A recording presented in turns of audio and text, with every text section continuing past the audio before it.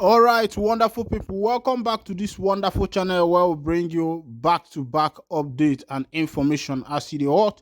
In case it's your first time of joining us on this wonderful channel, kindly go ahead and subscribe, like, comment, share, and also remember to on your notification button so that whenever our news drop, you go be the first. We'll collect them. Well, let's go down to the news proper as they go. Make I carry you, say my obo. When you want move, they waste time. As they go, the information where we say they reach for my table, we say it get place where we say they get blast for Biafra land. But it is yet to be confirmed which people now then caused that blast. No organization, community, or society has been able uh, uh, been able to say that they are the one who has uh, carried out that particular blast. But as the information concerning that blast comes out, I will let you know this is happening right in Biafra land, and there was a lot of casualties as regards to this blast. Meanwhile, as they go, the information will be say it there for my table again. We say Northern Youth don loud Ben Nwore's appointments as Dalori's chief of staff. Northern Youth Assembly of Nigeria has thrown its weight behind the appointment of Barrister Ben Nwoye as chief of staff to the national vice chairman North at the National Secretariat of the APC. This was contained in a communique signed and issued to journalists in Bauchi by the Speaker of Nyan, retired Honorable Olasha Hamza Rahama, after its meeting held in Abuja over the weekend. They say that a lot of lose the loud as na Igbo man they can't use. Now Igbo man they can't use do vice chairman, but that one no be new thing. Because if to say country balance, Igbo man supposed to be governor for Bauchi, and Bauchi man supposed to be governor for Igbo part. It just be say country no too balance, and of course the politics will be say there for Nigeria. If to say that they do and like that, by now many places done for develop. Another information court reminds ex-CBN governor MFL in prison custody. The other day they said they don't release this man, they don't give him bail on 300 million. But as they go, if I say they don't carry the man again. Okay, MFL, say this thing where they happen to you now, the prayer where Nigerians pray for you as you they suffer them that time around January, February. We've been the one conduct election as people no agree and people come the fire MFL. Make you notice say prayer where people they pray, they work. Sometimes it affect people because that time all Nigerians we are really affected, and for keeping a whole on nation down in that manner, one all the very risky because na pumpkin and they eat. But as they go, a high court of the Federal Capital Territory FCT has ordered the remand of the former governor of Central Bank of Nigeria, Godwin MFL, in Kuje Correctional Center. The Economic and Financial Crimes Commission EFCC had arraigned MFL on a 6-count amended charge bordering on fraud. MFL was arraigned before Justice Hamza Mwazu. MFL's counsel, Mr. Matthew Buka San, had moved the application for his bail, but Rotimi Oyedepo, the EFCC counsel, opposed the application on behalf of the EFCC. After counsels in the matter made their argument, Justice Mezu said they needed a little time to study the exhibit supplied by MFL to support his request for bail. When I don't see as the PT party, the politics they go behind matter where we say it concern Oga MFL.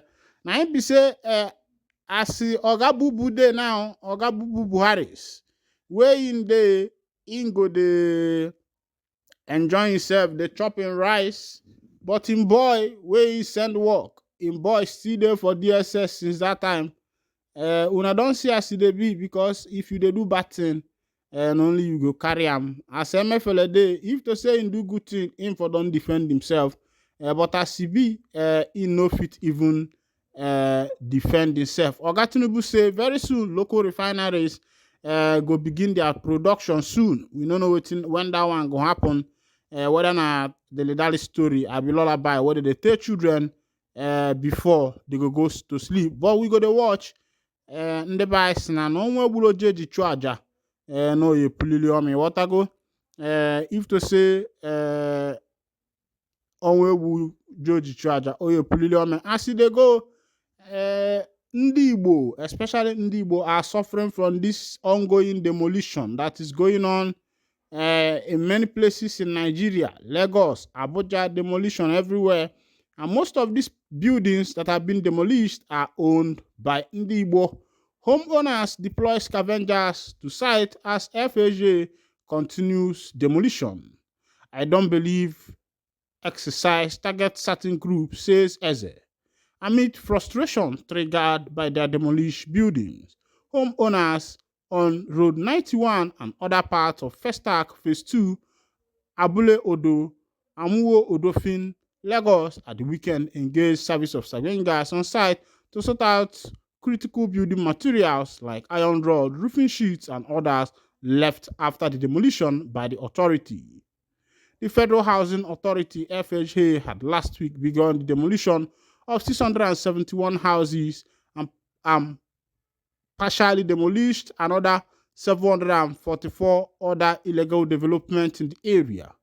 Residents who spoke to The Guardian expressed concern that FHA deployed heavy machines to demolish the building around 4 p.m. on Wednesday last week after giving them a short notice to move out their belongings.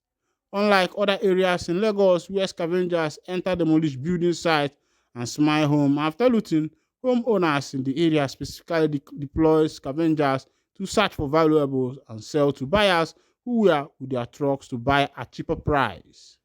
Many of the landlords who spoke to The Guardian said the situation has left them confused and drained, while others whose houses are yet to be demolished are hopeful that authorities will not demolish their buildings. One of the landlords who pleaded anonymity was seen picking iron rods in front of his house, said, "My property was completely demolished, as you can see. This one I am living in was partially demolished. Everywhere in the area, houses are being pulled down." A relation of one of the landlords, Daniel Mere, who was also seen picking aluminium roofing sheet and other items from his brother's building, said, "We begged people to help us keep our belongings in their houses. Most of our belongings are buried under the rubble. I don't know what to do next. They didn't give us a timeline to leave our building. I came back from the office and saw them demolishing our buildings, and they fired tear gas at us. We begged them to remove our property, but they refused."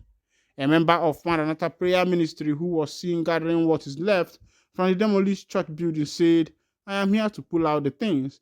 The story of this place is really confusing. I can't say much."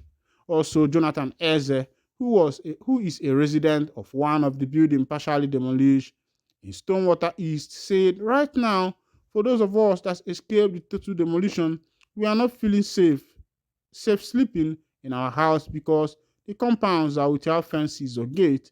People whose houses are not totally demolished or have not been demolished are afraid that the agency may come back to pull down their buildings, so that the tenants are looking for other areas to relocate. I just renewed my rent 3 months ago, and I cannot tell my landlord to refund me. And I cannot stay until the rent expires because what happened to other people?